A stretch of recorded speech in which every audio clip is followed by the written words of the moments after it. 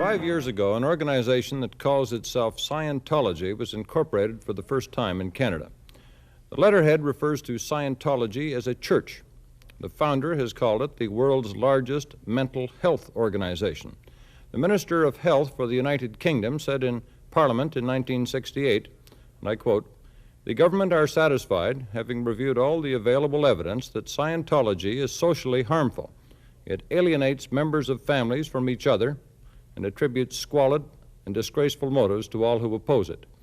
Its authoritarian principles and practice are a potential menace to the personality and well-being of those so deluded as to become its followers. Above all, its methods can be a serious danger to the health of those who submit to them." Close quotes. The state of Victoria in Australia has passed a law making it a criminal offense for anyone to demand or receive payment for the pseudo-medical practice of Scientology. In Canada, Scientology now claims more than 50,000 members. The organization distributes press releases calling established means of treating mental health problems into disrepute. One such release states that, quote, "mental health for the Canadian masses is being pushed by 40 Soviet butchers through the Canadian Mental Health Association." Obviously, the activities of this organization in Canada raise serious questions involving the public interest. Most importantly, should Scientology be permitted to deal with the subject of mental health without being held responsible to any public agency, without being subject to regulation of any kind? These are the questions you may want to ask your MP after you have seen this W5 investigation. The largest Scientology organization in Canada is located in Toronto, where it was registered as a non-profit corporation in 1967. Its purpose, according to its charter, is to propagate a religious faith known as Scientology. A sign in the window advertises a tract on mental health. Members invite people in the street to come in for free personality analysis. A W5 researcher who took the test was then asked to sign up for an initial course costing $25. Later courses can come in packages that cost up to $3,000. The courses often include a process called auditing, with a machine called an e-meter. A Scientology publication claims that such auditing may improve the subject's IQ. Scientology claims to help people achieve what is called a state of clear by erasing engrams, or troublesome elements left over from earlier periods in this life and from past lives as well. One Canadian family invested almost $10,000 in Scientology courses. They experienced the full impact of the group's techniques and then requested refunds. Of their $10,000, they got $3,000 back. Everything that one reaches for in Scientology is always beyond you. And at each level that you're at, there is that fear factor that if I don't do this right, they won't let me have the next. I basically wanted to reconcile a situation within my family so that my wife and I would have common objectives, and as a result of that, entered and progressed along as far as I could. I signed what is a contract. I signed a contract for 1 billion years, 1 billion years. Now, I worked on the average approximately 16 hours per day, 7 days a week, for $9.60 a week. John Mclean became part of the Scientology Sea Organization, or Sea Org, and served aboard Hubbard's ship. I believed in Scientology and in the truths that I saw. Therefore, I was willing to do it, right up until I actually made my final decision to leave. This 1 billion year contract would appear to be, legally, an unconscionable document. The implication is that the signer will continue to serve the organization in future lives. Hubbard first came to public attention as a science fiction writer. Many of his policy directives and much of his philosophy seems to reflect that background. Hubbard himself claims to have ended his association with the World Organization and has said that he is simply loafing aboard this ship. A measure of the organization's wealth is the fact that this converted cattle ship is just one of several Scientology yachts on station in various parts of the world. Little film is available of Hubbard himself. In 1967, a British television interviewer asked him to explain Scientology in layman's terms. I think that'd be a relatively easy idea because it's actually a subject which is designed for the layman. And if you couldn't explain it to the layman, you would have a very difficult time of it. The subject name means skio, which means knowing how to know in the fullest sense of the word, ology, which is study of. So it is actually study of knowingness. That is what the word itself means. It increases one's knowingness. But if a man were totally aware of what was going on around him, he would find it relatively simple to handle. Dollars trying to reach the improved state known to Scientologists as clear. These are just a few of the courses Scientology offers. Each course has a prerequisite, which also costs money. The church doesn't talk about fees, but states that payment for these courses is a donation to further the cause. W5 has been informed that the Toronto organization's gross income has fluctuated between a few $1,000s and $25,000 a week. No one is certain just how much of the money goes to Hubbard's headquarters, but at least 10% is sent abroad as a kind of tithe, and more is paid out for books and other materials. An advertisement for the e-meter. Scientologists call it a confessional aid. The machine measures galvanic skin resistance. Now we're going to continue with the security check. Similar instruments are components in conventional lie detectors. The e-meter is vital to Scientology auditing. Have you ever been sexually unfaithful? No. Every auditor is urged to buy one. The margin of profit on this particular machine, which Scientology sold to one auditor for $150, would be about 300%. The procedure shown here is called a security check. Hubbard announced the abolition of this questionnaire in 1968. According to a policy put out by Ron Hubbard in 1968, it was abolished. It was mainly due to political pressures put on Scientology by the British government. There was a lot of public outcry against these security checks in England. Has it been used since 1968 in Canada, in this country? Yes. It just came back into use in 1972 when, in Canada, an executive in Scientology and myself were the first two individuals to have the security check started on, and my mother and my wife and my father also had the security check. Could you give me some more of the questions? Sure. Have you ever been a member of a communist party or any associated group? No. All right. Have you ever had any unkind thoughts about L. Ron Hubbard? No.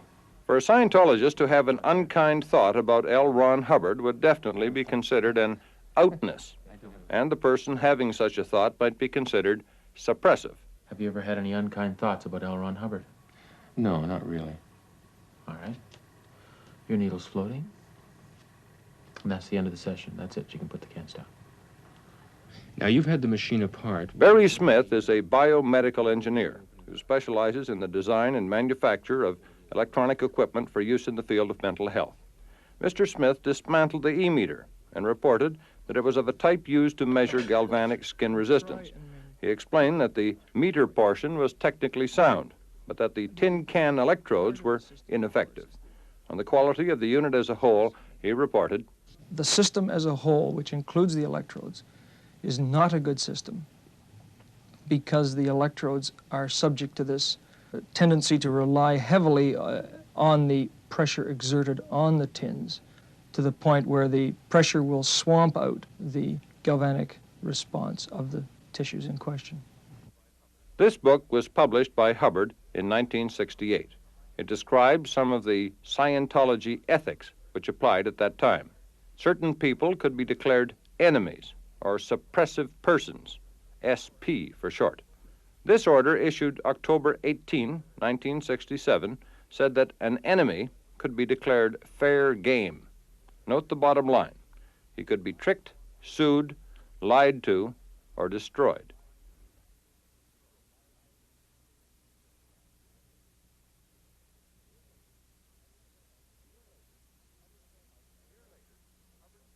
year later, Hubbard sent out an amendment dated October 21, 1968. The amendment said, "The practice of declaring people fair game will cease. Fair game will not appear on any Scientology order. It causes bad public relations."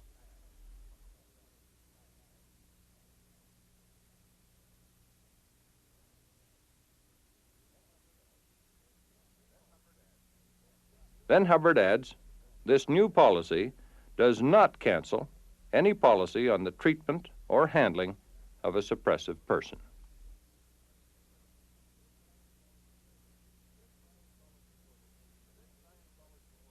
This Scientology order, number 887, was issued in Toronto. It ordered Nan Mclean's expulsion from Scientology. The list of accusations covered 10 points, including seeking to splinter off an area of Scientology, hiding data that was vital to prevent upsets, omissions requiring heavy interventions by seniors consuming their time and money, refusing to report, protecting a staff member guilty of a Scientology crime, and snarling about justice. Nan Mclean was a true believer. She joined Scientology in a search for personal identification. She persuaded her family to join with her, and together they invested almost $10,000. These are some of the awards and certificates she received. She started as a student, eventually became a staff member, and achieved the distinction of being called a Hubbard Dianetic Counselor. Her daughter Susan was the only member of the family who didn't buy Scientology. I found that people in my own family were doing things that were totally against their character. They were, and they'll dispute it in the sense that they don't like to think that their character was changed for the worse. They like to think that all of the change was for the better, but it wasn't. The Mcleans are a middle-class family who live in the country north of Toronto. Eric, the father, is a former intelligence officer in the Royal Canadian Air Force. The family is liked and respected in the community. Various members of the family tell how their experience affected them. I enjoyed utilizing my power against others. When someone was going to have a committee of evidence due to some crime that they had committed, what I would do upon occasion would be to just take the book, Volume 1, in the Organizational Executive course of Scientology, and open it and just run down and write down on a committee of evidence the worst charges I could find, just to basically catch the person in everything that was possible to catch him on, no matter how minute. And when I saw myself doing that, well, I had to stop it. On at least 3 occasions, I was asked for lists of the names of teachers within my area, not only at my school, but also within the county. And the object of obtaining a list of names, presumably, was so that they could be flooded with literature and contacted by the organization. That's one of the things that I refused to do. I felt that anything that I would do to help Scientology was right, regardless of how much it harmed other people. And from, like, the viewpoint of a public citizen and going against the laws of the land. But if it helped Scientology, then I felt at that time that it was the right thing to do, because I was so terribly caught up in the survival of Scientology, and I was like actually a robot, a Scientologist robot. Those who get hooked on the pseudo-scientific mumbo-jumbo about thetans, engrams, hats, wogs, raw meat, suppressives, and all the rest find it difficult to break loose. The words and regulations of Ron Hubbard and his pervasive organization take a firm hold. Just Bruce and the rest of the family were expelled from Scientology, and I wasn't at that point because I was on a leave to handle some babysitting problems and stuff. And what I would have had to do in order to remain in Scientology is disconnect from my husband. Disconnect. Split up. You know, I go my way, he goes his, because we don't agree. And in order to remain in Scientology, I would have had to leave Bruce, or Bruce left me, or however it worked. How do you know that? Because that's the policy. If you're connected to a person who is antagonistic to Scientology or says, you know, nasty things about Scientology to you, then it becomes a condition where you are go to ethics and you're told you have to disconnect from that person. My thoughts are that they're afraid to really admit that they got took. Completely took. Every single one of them That's not true. Every one of them has made a point of stating the fact that there was good in Scientology. And to me, that's just a way of saying, well, I did get taken, but there was some good in it. And making oneself feel, to an extent, that you weren't duped, but you were duped, Mother. I was not duped, Susan. Mother, you were. Okay, I grant your beingness to think I was duped. But I know I wasn't. I know I have benefited. But, Mother, And any benefit I have had outweighs any detriment I have had. But, Mother, I saw you do things that were wrong, and when I told you that they were wrong, you justified it in the name of the organization. And I heard you say more than once that for the good of the org, you were going to do it. Okay, did I do it? Yes, and you know it's true because you've actually Yes, broken down I at know times it's that true. admitted it. I know All right, that's true. Susan, I will admit publicly, in front of everyone that watches the program, that I got taken. Totally. Okay? Right. I got taken. Good. I've got no qualms about admitting that. Okay. I'm an John? idiot for getting taken. John, did you get nothing good out of Scientology? Mother. No, it's not that I didn't get anything good out of Scientology. It is the fact that I cannot definitely say that I wouldn't have gotten the same gains out of some other experience. Right. Because I am still the same person that I was. Good. You are. I'm not. I know I'm better. But, Mother, you gained from every little bit of fanaticism that you ever had in your whole life. You gained from all the books you used as your Bible before Scientology came along, you gained some little iota of truth. Just as you gained from Scientology when it came along, because you have to gain with the things that you have to reach for. You have this need to gain something and to have something held up as all right and all powerful. I hold it there. Don't forget that. No one holds it there for me. Only I. Then in saying that Scientology has ripped you, Mother, you've got to be able to admit to yourself, it really did rip you. I'm sorry. I don't have to admit that it ripped me. I don't believe that it ripped me. I'm the only one in this whole room that doesn't believe it ripped me. And I really, really, really mean that. I don't agree with you. I don't agree with that. Okay, fine, you don't have to. But I know.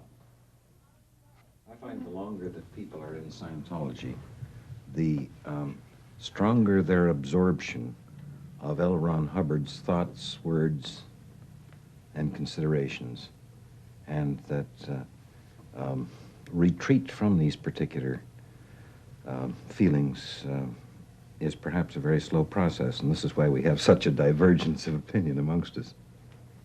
I can't believe I ate the whole thing. You had to say it. I had to say it. Yeah, right. I got more out of confronting the fact that I got ripped than I ever did in all the sessions I ever had. I don't want to offend you, but Mother doesn't have any considerations on money. It doesn't mean anything to her. She'd spend it as soon as look at it. And I'd go without it if I didn't have it. all right, but in all honesty, to put up thousands of dollars for a service for which you have no proof it's ever going to do anything. You take the word of a group of people that worship a man, just like any other man, and to take those people's word for it and shell out that kind of money just slays me. I received my bill last week from the flagship Apollo, and I owe them $17,500. Bruce and Don owe them $9,300 total. So that's $26,000, something like that, that we three owe Scientology. But the thing is, they That Scientology claims you owe them. Yes, claims. We'll never have to pay it. We never will pay it. All right, so long as that's established. You asked me earlier if I felt guilty. Okay, to the degree that every one of my family feels that they personally have been ripped off, I feel guilty. 1, 2, 3, 4 times guilty. But nobody's saying we blame you. I know you don't. We're up against a situation where Really? it's the lies that we kept encountering all the time that finally brought about the disaffection that grew and resulted in the eventual problems that we ran into. Okay. I know that. I have that feeling too. And to that degree, I too feel ripped off, if you like. But I don't have that sense of freedom at being ripped off that everybody else seems to have. I have a sense of injustice. Nobody has a sense of freedom about being ripped off. No, no. You say you feel good when you say, I have been ripped off. Okay. I don't feel good when I say I have been ripped off because there is that sense of injustice and betrayal. Are you sure you don't You're- feel like a sucker? No. No, listen. Because I was sincere and still am. You still feel this idealistic sensation, this fanaticism about, quote, Scientology. Because I still see truth. Scientology does have a truth. It has the truth, as I see it. It's there, and I want it. There's a lot of truth in the Bible. Everywhere in life. Everywhere in life. Listen, John's absolutely right. The If you Bible. look around the corner, you can find a speck of truth here and a speck of truth there. Okay, fine. Now Scientology's cheated me. Okay, I got ripped. Do you ever think that you might be quite mad? Oh, yes. The one man in the world who never believes he's mad is a madman. With me in the studio is Brian Levman, the president and assistant guardian of the Church of Scientology in Canada. Mr. Levman, before we begin, I'd like to reiterate the terms of your appearance here. It is not a statement of reply. It's an interview. We don't have equal time as yet in Canada, and I think in the context of the film we've just seen, maybe that's a pretty good thing. So I'd like to start by asking you about your organization's interest in mental health. I gather that this is a matter of great concern to the Church of Scientology. Is that true? Well, before we start, do you mind telling me how many people are watching the show? I haven't the faintest idea. I see. Well, I must congratulate you. You've done an excellent professional, as CTV is known for, smear job on the church. There's been a lot of libelous statements made tonight. And I Libel presume is you're something basing... that's settled in courts. It's not a matter I of... presume, well, I'm sure that that will be mentioned as well, despite the fact that you may have got the people who appeared on the show to sign releases releasing you from legal liabilities. If you think that CTV is indeed released, I'm sure we'll leave that to you're the very lawyers. misguided. I'd like to pursue let me your church's interest in mental first health. of I all understand say- you did a big report on mental health. Has that report been endorsed by any legitimate organization? Well, Mr. Gould, I don't think we're here to discuss Scientology because nothing I've heard I'm here in the to first ask you 20 minutes of questions the tape about Scientology. had anything to do with Scientology. I'd like to make an answer to the spokesman, the Mcleans, that spoke at the first part of the show. I'm not here to continue a mudslinging campaign that has already been started against the We're not slinging mud, church. Mr. Levman. We're trying to seek the But truth. I would like that to your say- church, I must say, has probably been the most uncooperative organization that we've ever tried to report on. To continue, I'm getting very much less than a quarter of the show to appear on the church on behalf of the Church of Scientology. To continue, I'd like to say that... Mr. Levman, you're here for an interview, not for a statement. Those are the terms I think under we which you made first an of all appearance. should take a look at the credibility or lack of such of the people you've had come on and testify against us. Now you tell me, Mr. Gould, if an alcoholic comes on a show and tells you that you're an alcoholic, or some such other thing, or if a drug addict tells you that you're a drug addict, I repeat to you, what Mr. is Levman, the credibility of we that? asked your organization for a number of interviews and we refused them. Now, I'd like to pursue some questions, and if you refuse to answer the questions, then we can forget it. I'd like to ask you, for example, about handling illness in Scientology. From the Hubbard Communications Office, St. Hill Manor, East Grimstead, Sussex, HCO, Bulletin, 16 August, etc., etc., etc. Well, I think Don't mistake that Dianetics can all by itself practically bring the dead to life to all intents and purposes, and it can be used all by itself. Mm-hmm. Is that a true statement of the If I may your just church? go back to something you said earlier about the church, you asking for the church several times to get interviews. And may I point out that that was conducted in a very unethical way by CTV. You sent undercover people into the church to harass Mr. us. Ledman, would you care to answer the question? Yes, I would. I'd Would love you to answer, answer would your you question. answer that question? You're asking me, is it true that Christ raised the dead? Is that it? No, well, maybe Christ did. You're seems to me saying that Dianetics has. I'm saying Can. that Dianetics, as a science of the mind or the spirit, by alleviating spiritually caused ills, can handle a person's suffering if indeed they're spiritually caused. That is all that so-called bulletin says. It says that you're reading from. handling illness in Scientology. You're taking something out of context. I think Well, what we're dealing I'll read with, the whole thing if we have that's a really problem necessary. in communicating. I'll read the whole thing if that's necessary. Why don't we get down to Because the real when issue? Dianetics can't, if it doesn't work, it says it can do it. When that doesn't work completely, then the Class 8 case supervisor and well-trained Scientology auditors can step in. Why don't we get down to the real issue? That is that the church has a campaign going to decry abuses in the field of mental health, abuses like psychosurgery, involuntary sterilization that is going on now in Ontario, electric shock therapy, and matters like this. And some people don't like that for some reason or another. And as a result, the church has been attacked back.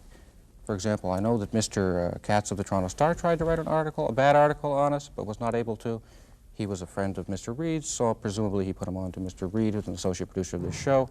And now you're trying to do this type of smear campaign on us. Now, what can I do? Deny the allegations you've made? 9 million Scientologists can deny the allegations you made, but I notice you don't have even one on the show. Are there 9 million? The purpose of this is to make Are there 9 million? Yes, there are. The purpose of this is to make the church look bad. Why make it a joke? If CTV there are 9 is being million, unethical, if there are unfair, 9 and million, making a smear on a religion. If there are 9 million, Why religion, pretend are you a to make religion? it accurate? Are you a religion? The church has never been called anything else but a religion. Do you bring worship? up, for example... Do you worship? Of course.